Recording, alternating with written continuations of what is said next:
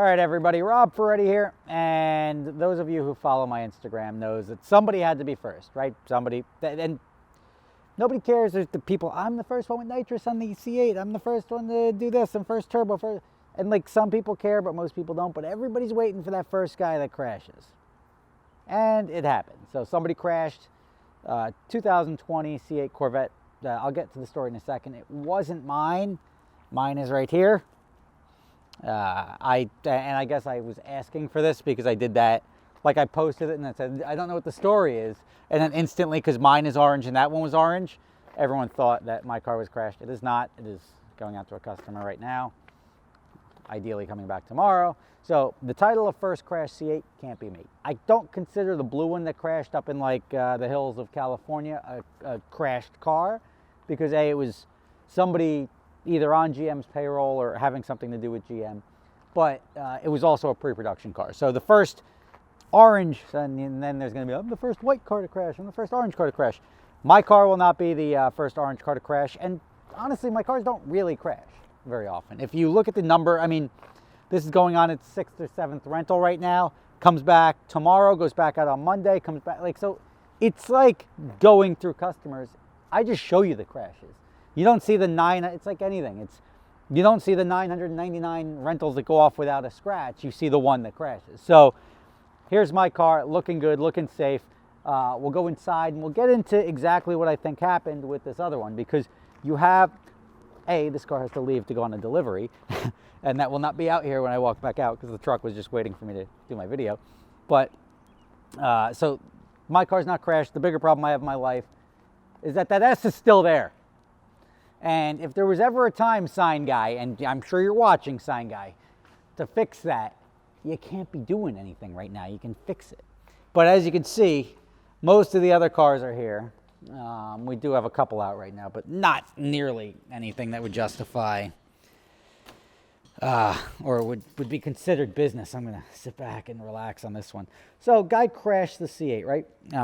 The story, I saw the actual link to the guy who was in the car. He was okay, a little banged up. He had some marks on his head, probably from the airbag. The other person in the passenger seat broke some fingers and stuff like that. So I hope they feel better. I don't want to put haven't spoken to them. I don't know anything about them, so I don't want to put their information up here to let you animals have at them.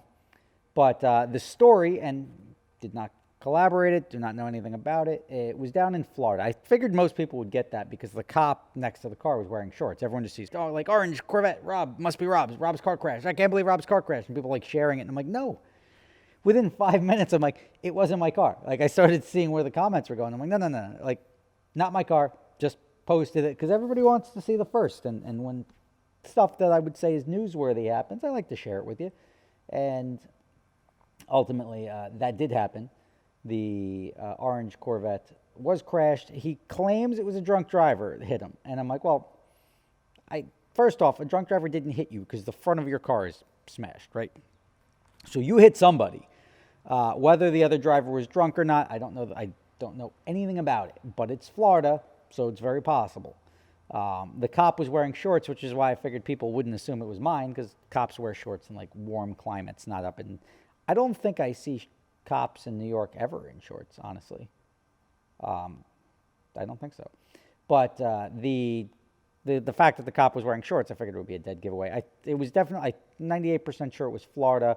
There's 2 pictures of it, and it's pretty whacked up.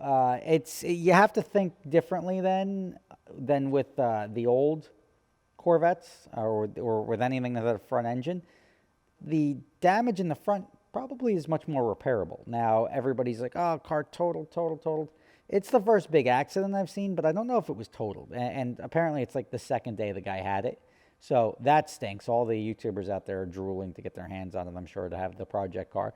And I'm sure it'll go, if it does get totaled, it'll go cycle through the let's call it the auction cycle. So it'll go through a Copart, and then somebody will scoop it up, and they'll be like, I bought the crashed Corvette. I'm putting a 4-rotor in it or something silly. Yeah, talking about Rob Dom. But it's bound to happen if it gets totaled. I think if I had a car and it was 2 days old, I'd want a new one, especially with damage that significant. But again, it's a $70,000 car.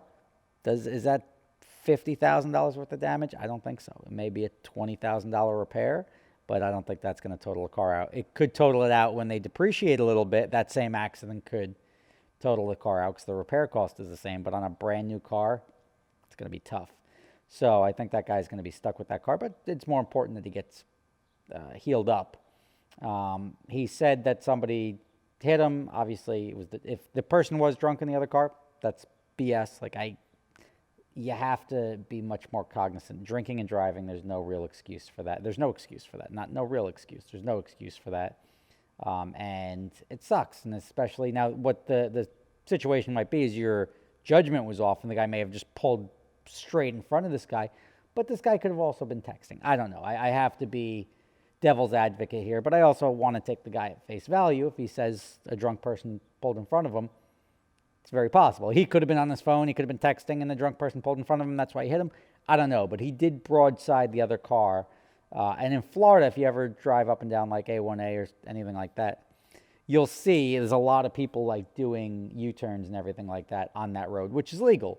But I can definitely see a lot of side impacts where T-bone accidents, as they are called.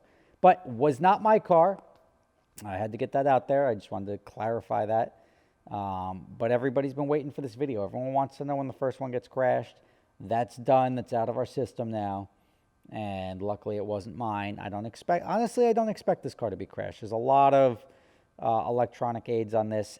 It's going to be the guy who wants to try to drift it or do something stupid. We don't really get a lot of those, but that's the person who's going to end up wrecking it, and hopefully my other ones are in by then. Otherwise, it's just going to be that blue Z06 over there. So thank you guys for watching. I'll call it there. I'm telling you, as we just walk right outside this door, that truck's gone. As I said, that's going to another soon-to-be extremely happy customer and maybe future Corvette owner, because this car is swinging people. Everybody, they drive it and I need one of these. And part of it is because the cost is what it is. I mean, it's when you talk about that price point as far as dream cars, I was just on the Smoke and Tire podcast yesterday and I was talking about this. Dream cars, or an attainable dream car, that's the word. The missing word is attainable dream car, is probably in that $50,000 to $75,000 range. And I think the Corvette's a really solid buy there. Why do I say it's a solid dream car? It's still a Corvette. It's one of those things that you have, essentially, if a car is that important to you, it'll be $1,000, $1,200 a month payment for you. And then if you're buying it, if you're leasing it, you could probably lease it for about $1,000 a month. If a dream car is in your field of view, $1,000 a month is pretty doable. And with that car, it's got a warranty, it's reliable, or so far it's been reliable. I don't have any reason to believe it won't be reliable. There's one or two stories out there. One guy had a transmission had to be dropped, another guy had something else. The transmission going bad with 32 miles on it.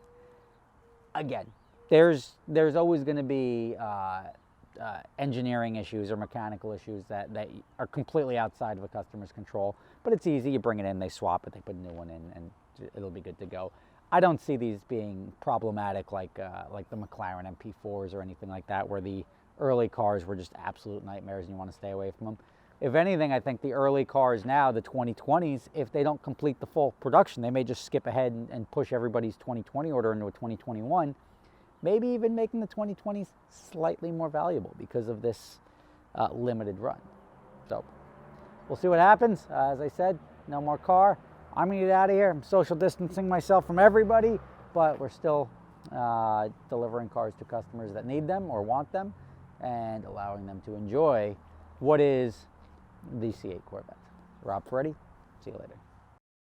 So you guys are familiar with my other company, Adventure Drives, right? Well, this year we've got two trips coming up. One which is starting in Seattle and ending in Jackson Hole in July. That's going up through the Canadian Rockies, coming down through Banff, Yellowstone, Glacier National Park, and Grand Teton National Park. It's going to be phenomenal.